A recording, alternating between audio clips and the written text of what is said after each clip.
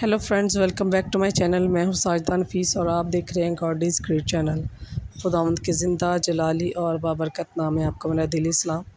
मेरा ईमान है कि खुदावंद के फजल करम से आप खैरियत से होंगे। सो आज की वीडियो हम सीखेंगे इस्तक़लाल के हवाले से कलाम मुक़द्दस में क्या दर्स मिलता है।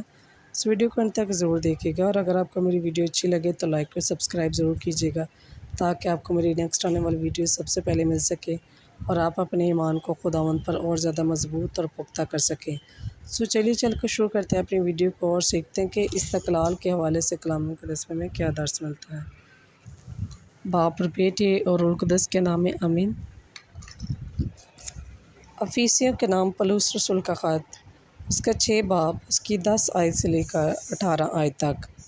कलाम मुक़द्दस में कुछ यूँ लिखा है, गर्ज़ खुदावंद में और उसकी कुदरत के ज़ोर में मजबूत बनो, खुदा के सब हथियार बांध लो ताकि तुम इब्लीस के मंसूबों के मुकाबले में कायम रह सको, क्योंकि हमें खून और गोश्त से कुश्ती नहीं करना है बल्कि हुकूमत वालों और इख्तियार वालों और इस दुनिया की तरीक़ी के हाकिमों और शरारत की उन रूहानी फ़ौजों से जो आसमानी मकामों में हैं।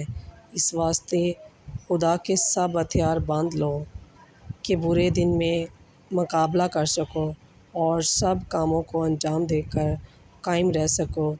बस सच्चाई से अपनी कमर कस कर और रास्तबाजी का बख्तर लगा कर और पाँव में सुलह की खुशखबरी की तैयारी के जूते पहन कर और इन सब के साथ ईमान की सिपड़ लगा कर कायम रहो, जिससे तुम इस शरीर के सब जलते हुए तीरों को बुझा सको और नजात का खुद और रूह की तलवार जो खुदा का कलाम है ले लो और हर वक्त और हर तरह से रूह में दुआ और मिन्नत करते रहो।